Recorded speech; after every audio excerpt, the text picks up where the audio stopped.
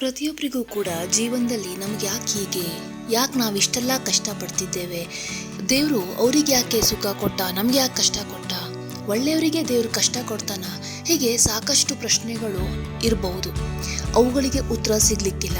ಕೆಲವರು ಎಲ್ಲ ಇದ್ರೂ ಕೂಡ ಅಳ್ತಾರೆ, ಇನ್ನು ಕೆಲವರು ಏನೂ ಇಲ್ಲದೆ ಕೂಡ ಖುಷಿಯಾಗಿರ್ತಾರೆ.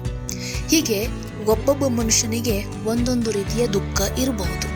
ಆದರೆ ಈ ದುಃಖವನ್ನೆಲ್ಲ ಮರೆತು ಅಥವಾ ದುಃಖವನ್ನೆಲ್ಲ ನಾವು ಪರಿಹಾರ ಮಾಡ್ಕೊಳ್ಳೋದು ಹೇಗೆ ಎನ್ನುವುದಕ್ಕೆ ಉತ್ತರ ಇಲ್ಲಿದೆ. ಭಗವದ್ಗೀತೆಯನ್ನು ಯಾಕೆ ಓದಬೇಕು, ಅದರಿಂದ ಏನು ಉಪಯೋಗ, ಯಾವ ರೀತಿಯ ನಿಮ್ಮ ಮನಸ್ಸು ಪರಿವರ್ತನೆ ಆಗುತ್ತೆ ಅನ್ನೋದನ್ನ ಹೇಳ್ತೀನಿ. ಒಂದು ರೈತ ತನ್ನ ಮೊಮ್ಮಗನ ಜೊತೆ ಅವನು ಪರ್ವತಗಳ ಇರುವಂತಹ ಜಮೀನ್ ಹತ್ರ ವಾಸ ಮಾಡ್ತಾ ಇದ್ನಂತೆ. ಪ್ರತಿದಿನ ಅಜ್ಜ ಬೆಳಗ್ಗೆ ಎದ್ದ ಕೂಡ್ಲೆ ಅಡುಗೆ ಮನೆ ಹತ್ರ ಒಂದು ಟೇಬಲ್ ಇತ್ತು, ಅಲ್ಲಿದ್ದ ಭಗವದ್ಗೀತೆ ಪುಸ್ತಕವನ್ನ ತಗೊಂಡು ಓದ್ತಾ ಇದ್ನಂತೆ. ತನ್ನ ಮೊಮ್ಮಗ ಕೂಡ ಹಂಗೆ ಇರಬೇಕು ಅಂತ ಅವನು ಬಯಸಿದ್ದ. ಎಲ್ಲಾ ರೀತಿಯಲ್ಲೂ ಕೂಡ ಮೊಮ್ಮಗ ತನ್ನ ತರನೇ ಇರಬೇಕು ಅಂತ ಅವನು ತುಂಬಾ ಆಸೆ ಪಟ್ಟಿದ್ದ. ಒಂದಿನ ಮೊಮ್ಮಗ ಕೇಳ್ತಾನೆ ಅಜ್ಜನ ಹತ್ರ, ಅಜ್ಜ, ನಾನು ನಿಮ್ಮಂತೆ ಭಗವದ್ಗೀತೆಯನ್ನ ಓದಕ್ಕೆ ಟ್ರೈ ಮಾಡ್ತಾ ಇದ್ದೀನಿ, ಆದ್ರೆ ಅದ್ ನನಗೆ ಅರ್ಥನೇ ಆಗ್ತಾ ಇಲ್ಲ. ನಾನು ಅರ್ಥ ಮಾಡ್ಕೊಂಡು ಆ ಪುಸ್ತಕನ ಮುಚ್ಚಿದ ಕೂಡ್ಲೆ ಮಾತು ಹೋಗ್ಬಿಡುತ್ತೆ. ಹಂಗಾದ್ರೆ ಭಗವದ್ಗೀತೆಯನ್ನ ಓದೋದ್ರಿಂದ ಏನು ಒಳ್ಳೇದು ಅಂತ ಕೇಳದ್ನಂತೆ. ಅಜ್ಜ ಆವಾಗ ಹೇಳ್ತಾನೆ, ಒಂದು ಕಲ್ಲಿದ್ದಲನ್ನ ಬುಟ್ಟಿಯನ್ನ ನದಿಗೆ ತೆಗೆದುಕೊಂಡು ಹೋಗಿ ನನಗೆ ಒಂದು ಬುಟ್ಟಿ ನೀರನ್ನ ತಂದುಕೊಡಿ ಅಂತ ಹೇಳ್ತಾನೆ. ಆಗ ಆ ಹುಡುಗ ಹಂಗೆ ಮಾಡ್ತಾನೆ. ಅವನು ಮನೆಗೆ ವಾಪಸ್ ಬರುವಾಗ ಏನಾಗುತ್ತೆ, ನೀರೆಲ್ಲ ಚೆಲ್ಲೋಗ್ಬಿಡುತ್ತೆ. ಆಗ ಅಜ್ಜ ಹೇಳ್ತಾನೆ, ಮುಂದಿನ ಸಲ ನೀನು ಫಾಸ್ಟ್ ಆಗಿ ಹೋಗ್ಬೇಕು ಅಂತ ಹೇಳ್ತಾನೆ.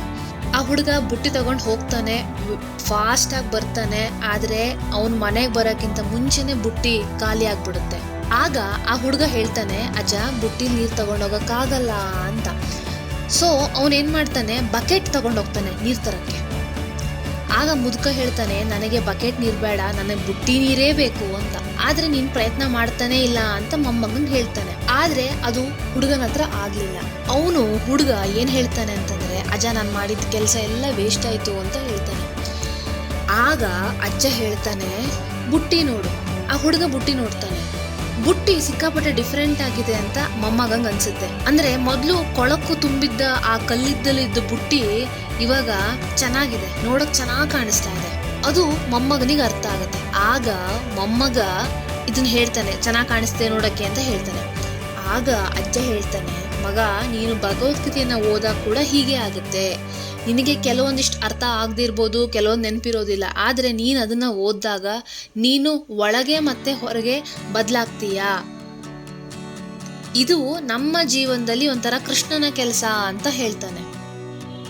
ಕೆಲವರು ಮಹಾಭಾರತವನ್ನ ಕಲ್ಪನೆ ಅಂತ ಹೇಳಿದ್ರು ಕೂಡ, ಇನ್ನು ಕೆಲವರು ಅತ್ಯುತ್ತಮ ಕಲ್ಪನೆ ಅಂತ ಎಷ್ಟೇ ಮಾತಾಡಿದ್ರು ಕೂಡ ಇದರಲ್ಲಿ ಸಾಕಷ್ಟು ತಿಳಿದುಕೊಳ್ಳುವಂತಹ ವಿಚಾರ ಇದೆ. ನೀವು ನೋಡ್ಬೋದು, ವಿದೇಶಿಗರು ಕೂಡ ಭಗವದ್ಗೀತೆಯನ್ನ ಓದುತ್ತಾರೆ, ಅದರಿಂದ ತುಂಬಾ ತಿಳ್ಕೊಳ್ಳೋದಿದೆ ಅಂತ ಹೇಳ್ತಾರೆ. ಬರೀ ಹಿಂದೂ ಧರ್ಮ ಅಲ್ಲ, ಬೇರೆ ಧರ್ಮದವರು ಕೂಡ ಭಗವದ್ಗೀತೆಯನ್ನ ಓದಿ ಅರ್ಥ ಮಾಡ್ಕೊಂಡಿದ್ ಕೂಡ ಇದೆ. ಹಾಗಾದ್ರೆ ಭಗವದ್ಗೀತೆ ಅಂದ್ರೆ ಏನು? ಭಗವದ್ಗೀತೆನ ಗೀತೋಪನಿಷತ್ ಅಂತ ಹೇಳ್ತೀವಿ. ಅಂದ್ರೆ ಇದೊಂಥರ ಭಗವಂತನ ಹಾಡು. ಕುರುಕ್ಷೇತ್ರದ ಯುದ್ಧದ ಟೈಮ್ನಲ್ಲಿ ಭಗವಾನ್ ಕೃಷ್ಣನು ಅರ್ಜುನನಿಗೆ ತಿಳಿಸಿದಂತಹ ಜೀವನ ಪಾಠವೇ ಭಗವದ್ಗೀತೆ. ಆ ಯುದ್ಧದಲ್ಲಿ ಅರ್ಜುನ ತನಗೆ ಇಷ್ಟ ಆದವರು, ಸ್ನೇಹಿತರು, ಕುಟುಂಬ ಎಲ್ಲವನ್ನ ಕಳ್ಕೊಂಡಿರ್ತಾನೆ. ಅವನಿಗೆ ಯುದ್ಧದ ಮೇಲೆ ಬೇಸರ ಬರುತ್ತೆ, ಯುದ್ಧವನ್ನ ನಿಲ್ಲಿಸಬೇಕು ಅಂತ ಪ್ರಯತ್ನ ಪಡ್ತಾನೆ. ಆ ಟೈಮಲ್ಲಿ ಕೃಷ್ಣ ಅರ್ಜುನನಿಗೆ ಒಂದಷ್ಟು ಜೀವನ ಸಂದೇಶವನ್ನ ಹೇಳ್ತಾನೆ, ಅದು ಭಗವದ್ಗೀತೆ. ಹಾಗಾದ್ರೆ ಭಗವದ್ಗೀತೆಯನ್ನ ಓದೋದ್ರಿಂದ ಏನಾಗ್ಬೋದು? ಭಗವದ್ಗೀತೆಯನ್ನ ಓದೋದ್ರಿಂದ ಪುಣ್ಯ ಸಿಗುತ್ತೆ. ಈಗ ಯೋಗ್ಯರಿಗೆ ಒಂದು ಗೋದಾನ ಮಾಡೋದ್ರಿಂದ ಏನ್ ಪುಣ್ಯ ಸಿಗುತ್ತೋ ಅದು ಭಗವದ್ಗೀತೆ ಓದೋದ್ರಿಂದ ಸಿಗುತ್ತೆ ಅಂತ ಹೇಳ್ತಾರೆ. ಮುಕ್ತಿ ಸಿಗುತ್ತೆ. ಈಗ ಸತ್ತ ನಂತರದಲ್ಲಿ ಸ್ವರ್ಗ ನರಕ ಅಂತೆಲ್ಲ ಹೇಳೋದನ್ನ ಕೇಳಿರ್ಬೋದು. ಸೊ ಭಗವದ್ಗೀತೆ ಓದಿದ ನಂತರ ಮುಕ್ತಿ ಸಿಗುತ್ತೆ, ಅವರು ವೈಕುಂಠ ಧಾಮವನ್ನ ಸೇರ್ತಾರೆ ಅಂತ ಹೇಳ್ತಾರೆ. ನಮ್ಮ ಜೀವನ ತುಂಬಾ ಸಮತೋಲಿತವಾಗಿರುತ್ತಂತೆ. ಅಂದ್ರೆ ನಾವು ಆ ಭಗವದ್ಗೀತೆಯನ್ನ ಓದಿ ಅರ್ಥ ಮಾಡ್ಕೊಂಡ ನಂತರದಲ್ಲಿ ಖುಷಿ ಬಂದಾಗ ಹಿಗ್ಗೋದಿಲ್ಲ, ದುಃಖ ಬಂದಾಗ ಅಳೋದಿಲ್ಲ. ನಮ್ಮಲ್ಲಿ ಸಾಕಷ್ಟು ಅಜ್ಞಾನ ಇರುತ್ತೆ. ಈ ಅಜ್ಞಾನವನ್ನೆಲ್ಲ ಈ ಭಗವದ್ಗೀತೆ ಹೊಡೆದೋಡಿಸುತ್ತದೆ ಅಂತ ಹೇಳ್ತಾರೆ. ಜೊತೆಗೆ ಆಂತರಿಕ ಶಕ್ತಿಯನ್ನ ನೀಡುತ್ತೆ. ನಮ್ಮೊಳಗೆ ಒಂದು ಶಕ್ತಿ ಉದ್ಭವ ಆಗುತ್ತೆ, ಅದು ನಮಗೆ ಗೊತ್ತೋಗಲ್ಲ. ಬಟ್ ನಾವು ತುಂಬ ಪಾಸಿಟಿವ್ ಆಗಿ ಯೋಚನೆ ಮಾಡೋಕ್ಕೆ ಶುರು ಮಾಡ್ತೀವಿ. ಮಾನಸಿಕವಾಗಿ ತುಂಬ ಗಟ್ಟಿಯಾಗ್ತೀವಿ. ಆಧ್ಯಾತ್ಮದ ಕಡೆಗೆ ಒಲವು ಬರುತ್ತೆ. ನಮಗೆ ದೇವರು, ನಂಬಿಕೆ ಇಂಥ ವಿಚಾರಗಳಲ್ಲೆಲ್ಲ ಜಾಸ್ತಿ ಒಲವು ಬರುತ್ತೆ ಅಂತ ಹೇಳ್ತಾರೆ.